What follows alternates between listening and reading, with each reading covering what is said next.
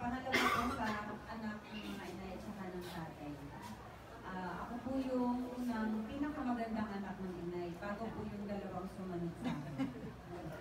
Kaya po mo kontra doon. Hindi po, pinakakalma ko na kami. Sa pagkakataon po na to, medyo mabigat po talaga sa amin.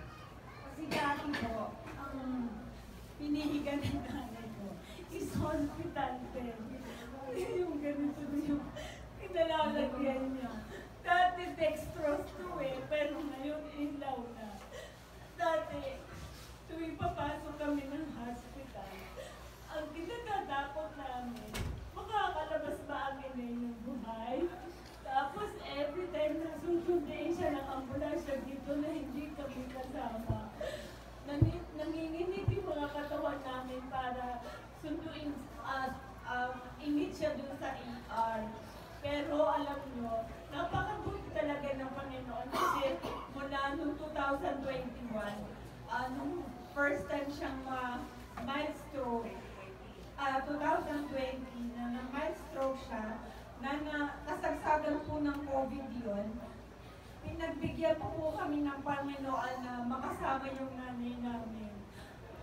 Sobrang hirap po ng pinagdanan ko po nun kasi alam niyo naman po pag COVID time, isa lang yung magbabantay sa may sakit. Dumating po yung punto na nung ika-third day niya sa pediatric, talaga sabi ko, Diyos ko, kung kukunin mo na yung nanay ko, kunin mo na siya ngayon kasi ayaw ko siya nakikita ng hirapan. Wala akong kasama sa kwarto kundi siya lang. Tapos pag kailangan kong lumabas, ang ginagawa ko, tatawagan ko si Gina through video call para may nakabantay anytime na may magyari sa nanay ko. Makikita ko na ganun yung ang nangyari sa nanay ko. Naranasan ko na 2 araw ako hindi naliligo, magpapalit na ako ng damit, tapos kakain ako ng tanghalian, alauna ng madaling araw. Lahat po ginawa namin magkakapatid para lang po matugtungan yung buhay ng nanay ko. Pero pinagbigyan po kami ng Panginoon na hindi siya kunin ng panahon na yun para ito po pala yung panahon na kukunin na niya. Nakasama po namin ang magulang namin ng 4 na taon mula nung na-mild stroke po siya. Pero wala po nun, medyo hindi na po naging maganda yung kondisyon ng nanay namin na alam po ng lahat na labas-pasok po kami sa hospital. Hindi po kami mayaman para yung nanay namin ipagamot namin sa symptoms. Hindi po kami nagmamayabang doon. Dinala po namin yung magulang namin doon para alam po namin na madudugtungan yung buhay niya. At salamat sa Diyos dahil yung hospital na yun, yung mga doctors doon yung ginamit niya para madugtungan po yung buhay ng nanay ko. Tapos, eto ngayon, ito na pala yung sinasabi ng doctor na anytime pwedeng pumutok yung ang term niya po is time bank. So,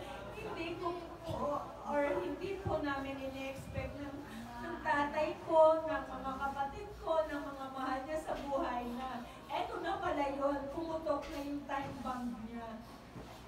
Pero alam niyo po, ganun pa man yung nangyari sa nanay ko na yung huli na na-admit siya sa hospital na eto na yung kinalabasan na doon na pala yung pang-aamaalam niya.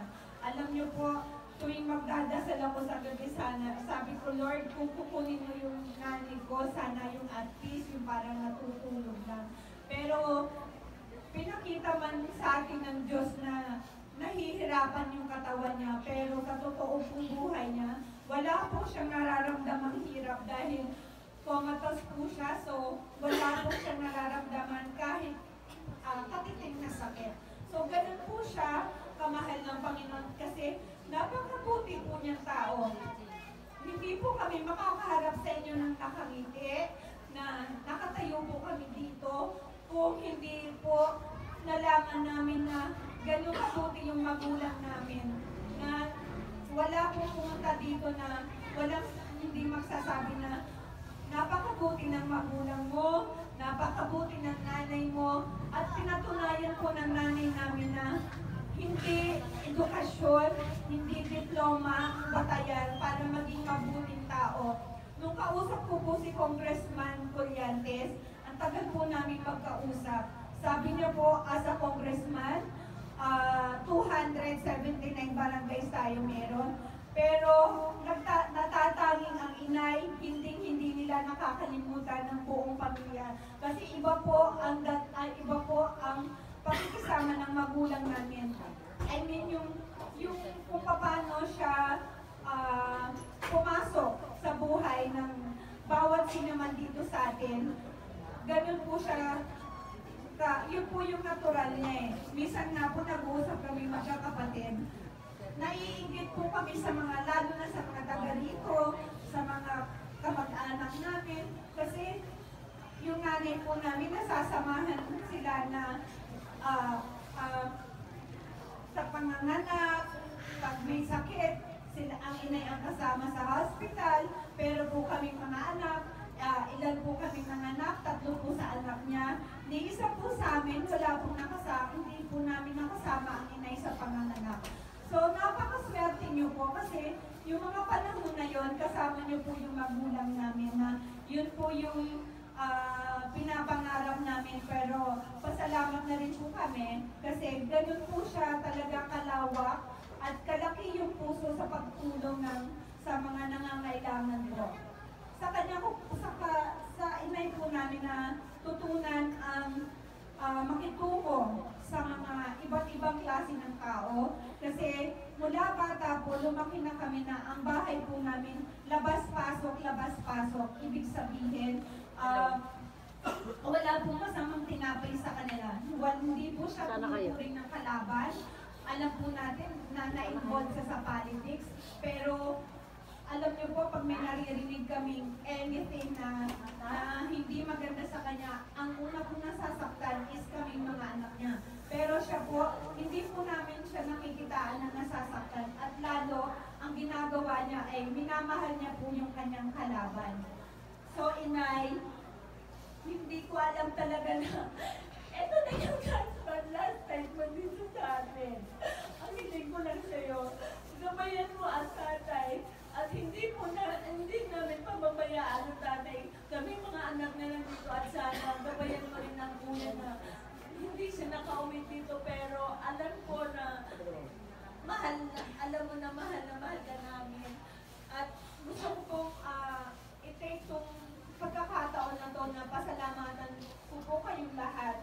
From day 1 na-confine po yung nanay ko sa ER.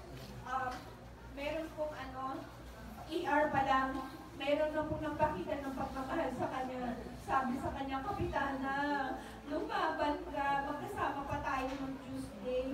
Since from ER po hanggang sa ngayon, pinakita niyo po yung pagmamahal niyo po sa magulang ko, pagmamahal niyo po sa aming pamilya na. Kaya hindi po namin maihahatid yung magulang namin, yung nanay namin ng maayos kung hindi po dahil din sa inyo kasi kayo po ang pangalawang nagbigay ng lakas ng loob at ang una po ay ang Panginoon natin. Again, maraming salamat po at hindi man po maganda yung pagkakataon na to na pagkikita-kita natin, pero siguro po hanggang dito na lang talaga po yung buhay ng ating inay, Kapitana, Ate Claring, Lola, ano pa ba ang tawag sa inay? Basta kung lahat-lahat po. So, yun po, maraming salamat at sana po maihatid po natin ng maayos ang nanay namin tomorrow. Aalis po tayo dito sa bahay ng alas 10 ng umaga. Dadaan po tayo sa plaza para po bigyan siya sa plaza po dito sa Mabini kasi originally po ang hiling po ni Mayora ay sa Plaza Elena, pero hindi po pinagkaloob ng Diyos kasi may mga ginagawa pong daan. Siguro po ang gusto ng Panginoon, dito siya bigyan ng parangal sa court na kung saan po siya naglingkod ng 16 na taon. Ang 16 na taon po ay hindi madali para sa buhay ng magulang namin, ng nanay namin at sa amin pong buong pamilya niya. Kaya ang misa po ay magaganap din po ng alauna pagkatapos po ng isang parangal.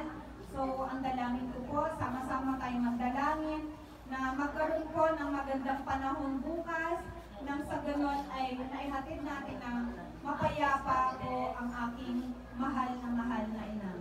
Inay, sa muli, makikita tayo, baunin mo yung pagmamahal namin at alam ko, ramdam mo at napakita namin hanggang sa huli ang pagmamahal namin sa iyo. I love you, Inay.